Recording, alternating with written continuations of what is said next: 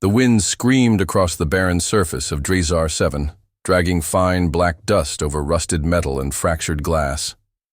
Somewhere in the silence between mining collapses and corporate abandonment, Kyle had found solitude. He didn't want company. Didn't need it, not after what happened on Helion Drift, but the signal wouldn't stop.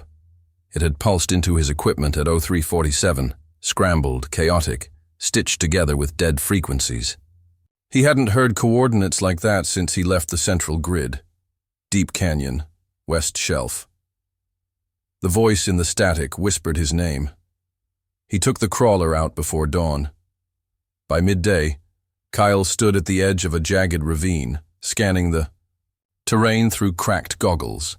The canyon held wreckage, a long, burn-marked trail leading to a half-buried object. Sleek, foreign. It wasn't a ship. Not quite. More like a seed. He slid down the ridge, pulse steady but cautious, and approached. The craft. The air near it shimmered with residual heat. No insignias. No scorch marks. Just a single symbol etched into the hull, a spiral made of broken star lines. The cockpit hissed open, as if it had been waiting. Inside, the cocoon glowed faintly, pulsing like a heartbeat. He hesitated. The thing inside looked human, almost. Pale, luminous skin, long lashes, chest rising slow and steady. A child. A line of text blinked across the pod's interface. Biological anomaly detected. Do not engage. Kyle stared. He could walk away. No one would ever know. But she turned her head. Eyes still closed. Lips moved. Kyle. The word hit him like a memory. He reached in, pressing his hand to the translucent shell. It warmed beneath his palm. The pod made a soft noise, a low, organic hum, and the casing began to dissolve, liquefying into the base of the chamber. She opened her eyes. Silver. Pure, endless silver. Like something between stars. Her chest heaved, and she gasped as, though breathing air for the first time. Then, without hesitation, she sat up. No panic, no fear, just stillness. Observing. Do you know where you are? He asked, voice dry from the filtered mask. She tilted her head.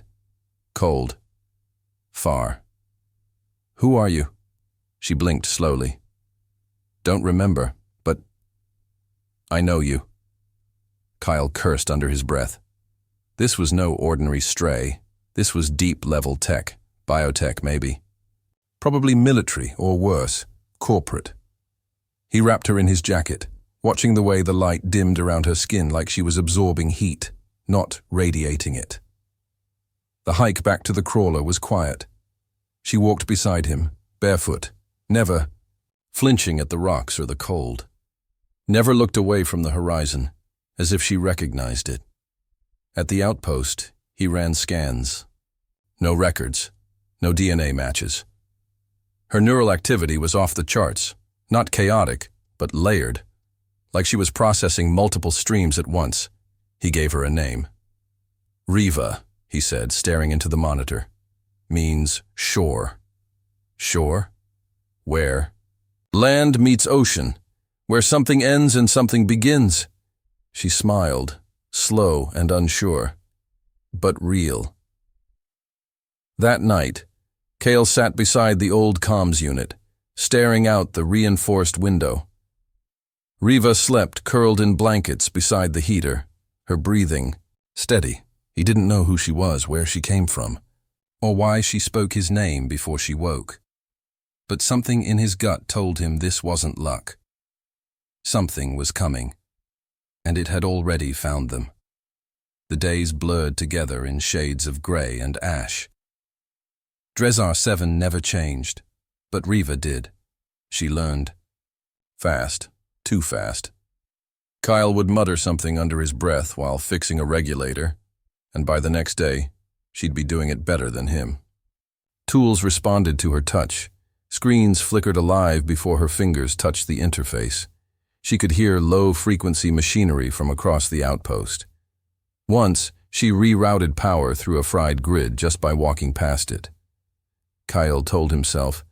It was just heightened reflexes. Some engineered neural enhancement. Maybe she was a prototype, left behind in a crash, discarded like surplus hardware. That was easier to accept than the alternative.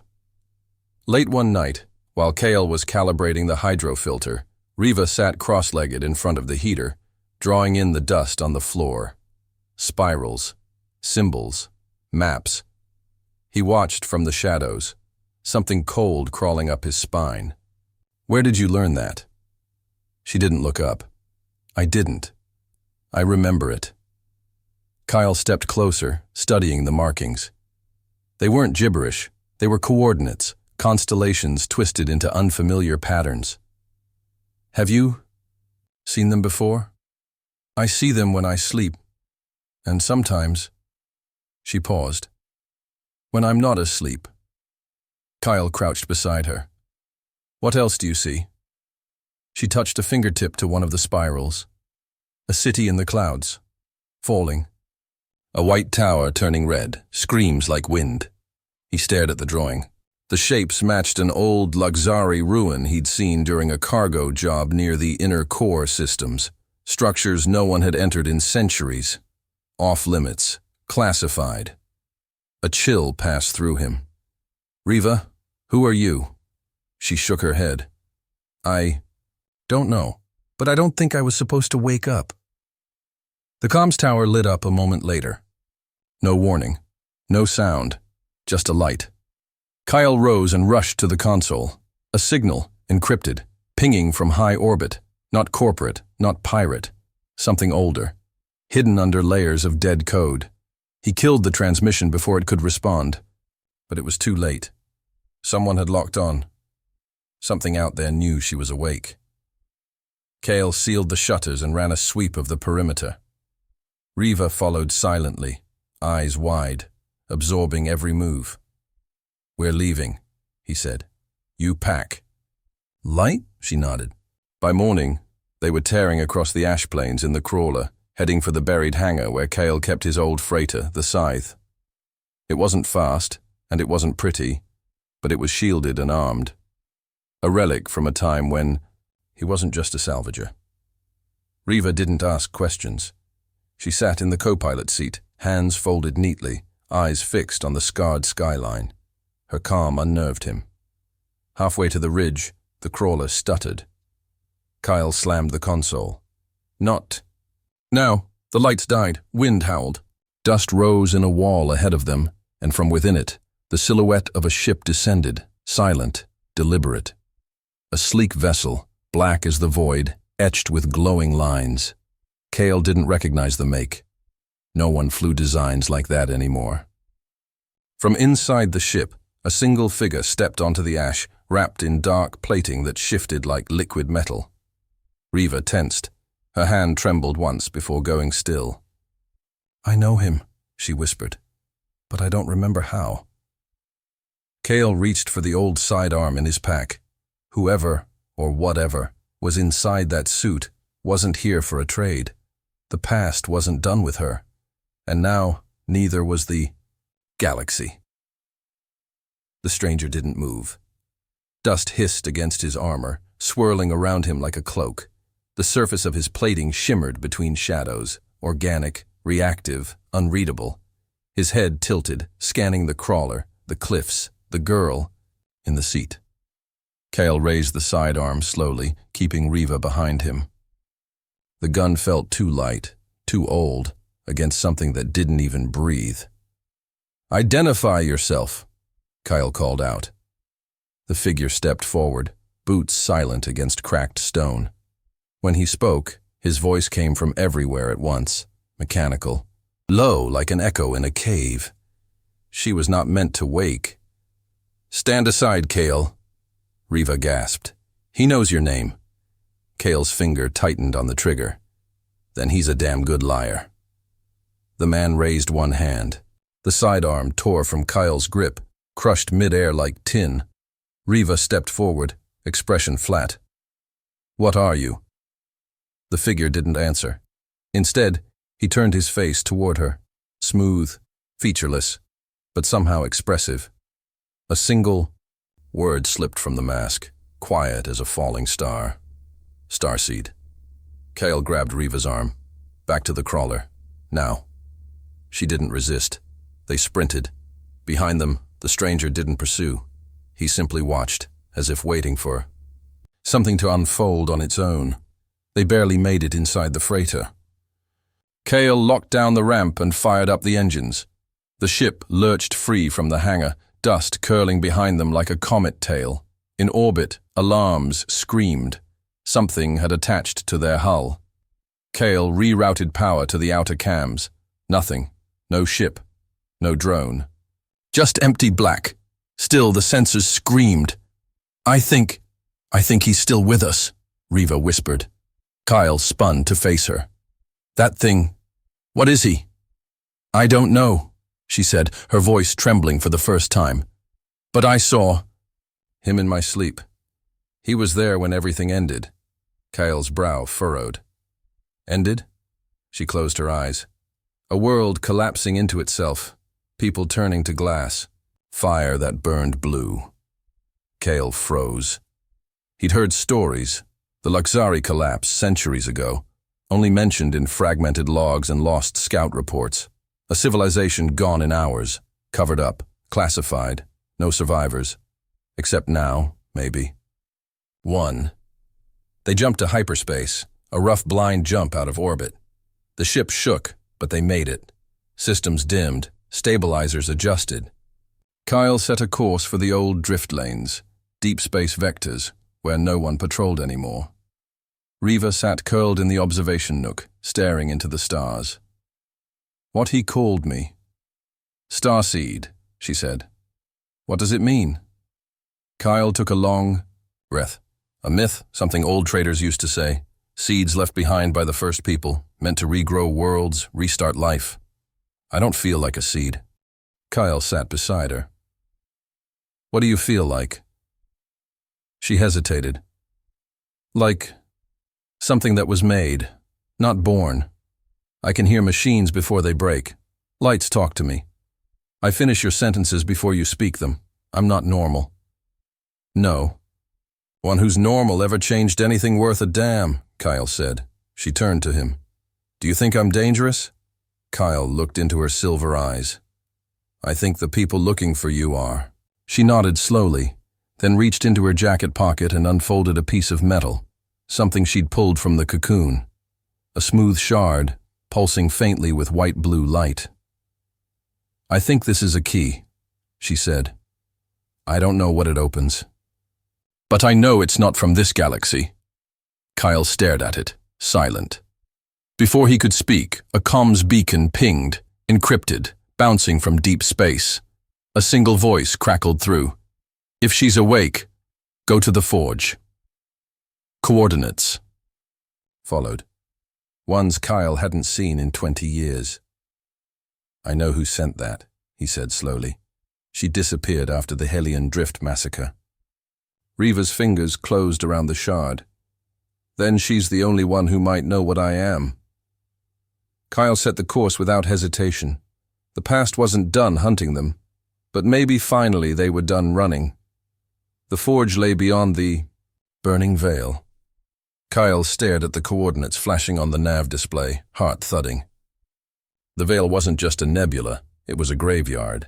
A pocket of twisted gravity wells and broken moons, wrapped in roiling clouds of ionized dust. No sane pilot ventured there. Ships entered, but rarely came out. Riva stood beside him, arms folded. The shard pulsing softly in her palm like a heartbeat. You've been there before, she said. Kyle nodded, jaw tight.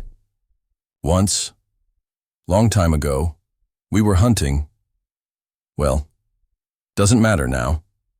The only thing we found in the veil was silence. But this time, she said, eyes steady, we're not just looking. We're being called. They dropped out of hyperspace, on the edge of the storm. The veil stretched before them, molten clouds flickering with internal lightning, space folding and refolding around itself like a breathing beast. The nav system immediately began to fail. Coordinates jittered, proximity, Alarm screamed at ghosts. Kyle disengaged the autopilot. Manual from here on.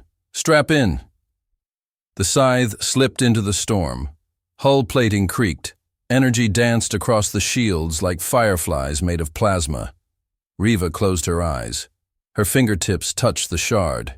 She didn't speak, but her lips moved as if whispering to something only she could hear. Ahead, gravitational distortions twisted stars into spirals. The ship groaned.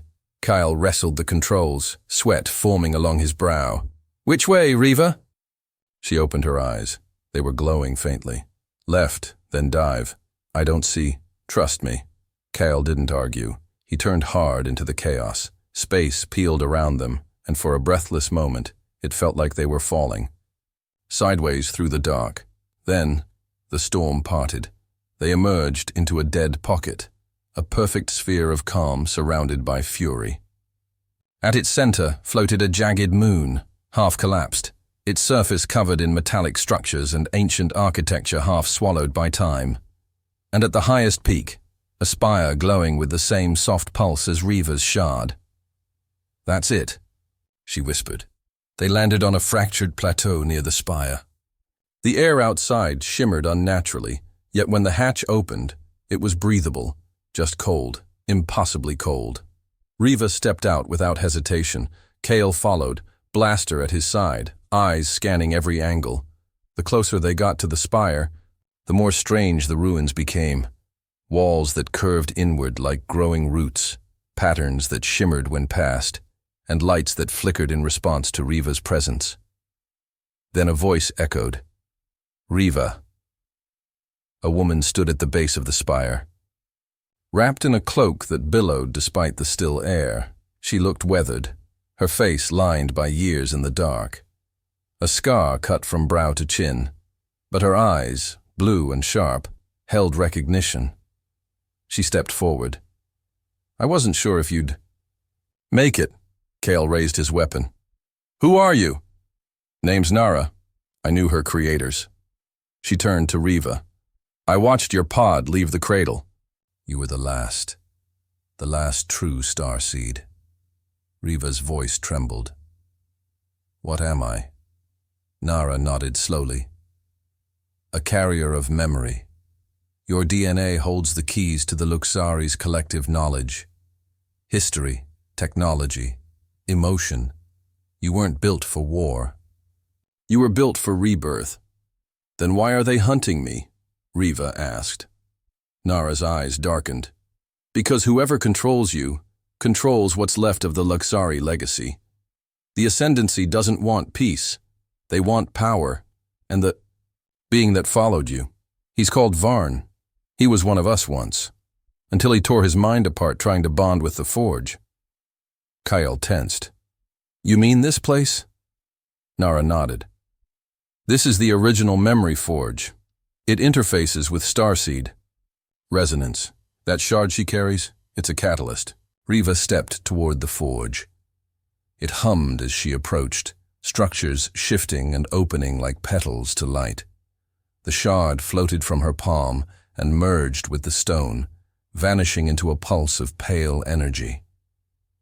The platform lit up. Symbols unfolded, in the air flowing like water, language layered over language. Riva's body tensed. She gasped, stumbling as memories surged through her. Not hers, but real. She saw a garden world burning, a child screaming as the skies fell, 1,000 minds, connecting as one before everything went dark. Kyle caught her as she collapsed. What did you see? He asked, voice low. Riva's eyes glistened. They didn't just die. They sacrificed themselves to protect something. Nara stepped forward. Their knowledge, their truth, it's inside you now. But so is their pain. Outside, the storm roared louder. They know we're here, Nara said grimly. Kyle stood, drawing his blaster. Then we don't have much time. The past had given Riva its truth. Now the galaxy was coming to take it back. The wind howled like a living thing as the forge reacted to Riva's presence. Pulses of blue-white light radiated through the spire activating ancient systems buried beneath centuries of silence. Gears ground beneath the stone, and thin strands of energy climbed the walls like vines awakening after winter. Riva stood in the center of it all, trembling. Her breath came shallow. The shard was gone, absorbed into the platform, and with it had gone her sense of balance. Thoughts, memories, feelings that weren't hers poured into her mind like a flood. Kale held her steady. Her body was burning cold. "You need to rest," he said. "I can't," she whispered. "They're coming. I can feel them. Even through the forge." Nara moved to the edge of the platform, her face pale as she studied the sky. "They've already entered the veil," Kale cursed. "How long do we have?" "Not long enough." The forge pulsed again, brighter this time. Holographic strands unfolded above Riva's head, maps, schematics, lines of code written in Luxari script that no living soul should have known. "It's showing her how to use it," Nara said. Riva turned. Slowly, not how. Why? She looked at Kale and Nara with eyes that shimmered like starlight, pupils pulsing with light. They didn't create me just to preserve what they knew. They built me to finish what they started.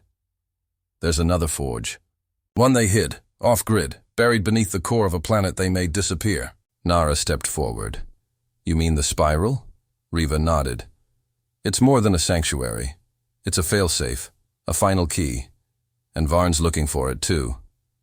Outside, the storm flashed red. Lightning cracked across the sky. A deep, resonant thud shook the ground. Kale sprinted to the edge of the plateau. Through the fog, the silhouette of a ship took shape, larger than anything they'd faced yet. The ascendancy had arrived. "Time's up," Kale muttered. A sharp chime rang from the forge as something large descended from the storm. An ascendancy boarding party materialized on the far ridge. 10 armored figures, weapons drawn. And at their center, Varn. He stepped through the ash like a shadow carved from obsidian, cloak billowing unnaturally. His mask flickered, revealing brief glimpses of a face beneath. Human once, but no longer. "Starseed," he called. "The forge is not yours to keep." Riva stood tall.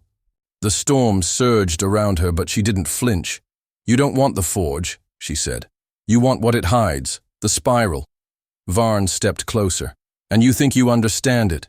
You, a child born in stasis, fed the lies of a dead race?"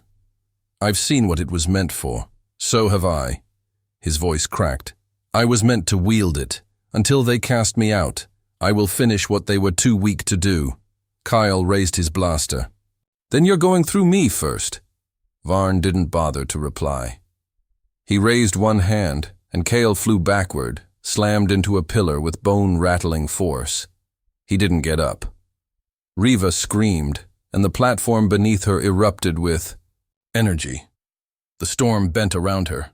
Her feet lifted an inch off the ground as the forge responded. Varn staggered. "You don't even know what you are," he hissed. "Yes, I do," she said. "I'm the choice they left behind."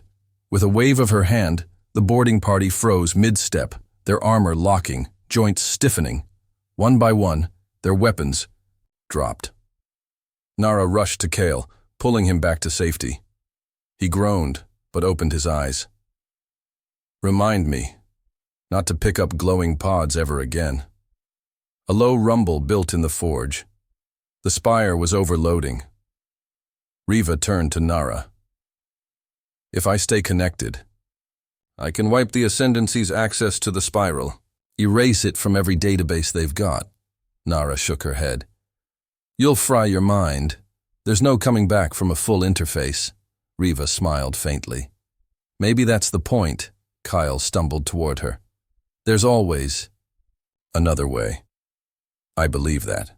You taught me that." She stepped forward and pressed her forehead to his. "But this time, I have to be the shield." She raised her arms. Light poured from her chest like a supernova. The forge cracked open like a blooming flower, and Riva vanished in its core. Vaughn screamed. The plateau exploded with light, and then silence. Ash floated gently through the air. The storm was gone. Kyle stood alone at the edge, staring into the quiet where the girl had stood. Riva was gone. But above, written in the sky like a scar of starlight, the Ascendancy fleet had vanished with her. And in Kale's pocket, the shard pulsed once more, alive.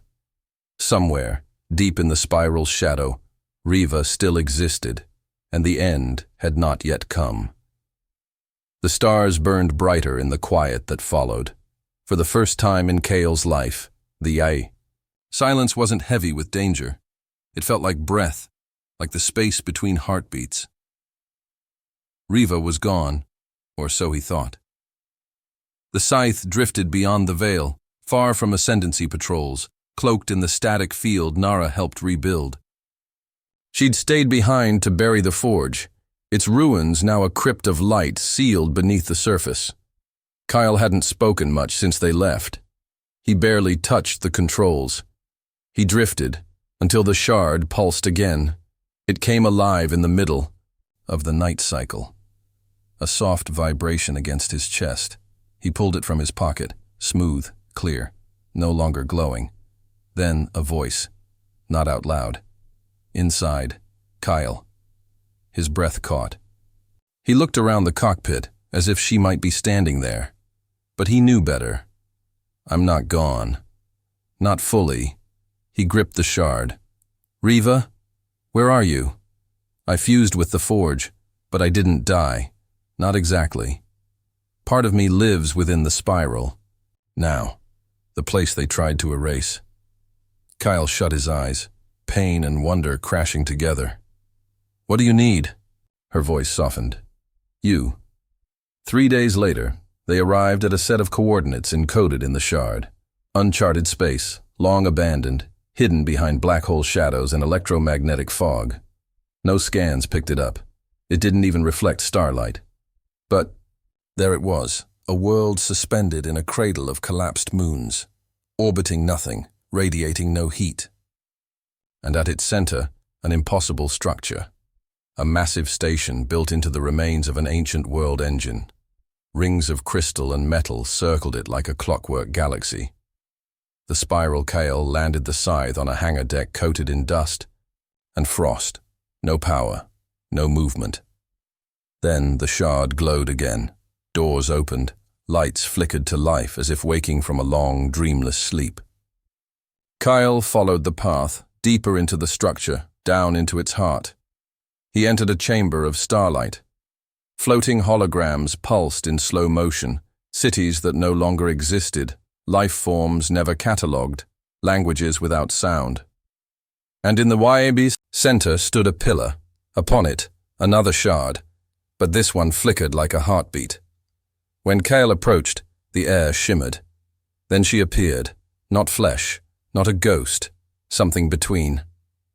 Riva. Her form was light, outlines woven from memory and will. Her silver eyes shimmered. You came, she said. Kyle didn't trust his voice. He just nodded. This is what the spiral protects, she said, spreading her arms. Not a weapon, not even knowledge. It's choice, a place outside the war, a place to begin again. And you? He asked. I'm the bridge, she said. I can't leave, but I can guide, teach, connect. She stepped toward him, and though she wasn't solid, he swore he felt warmth. You're not alone, she said. You never were. Kyle clenched, his jaw. I lost you. No. You helped me become what I needed to be. You gave me a name when I had nothing. You gave me a father. He lowered his head, voice breaking. I don't want to say goodbye. Then don't, she said. Stay. What? Not forever. Just help me build it. Kyle looked around. The spiral hummed with potential.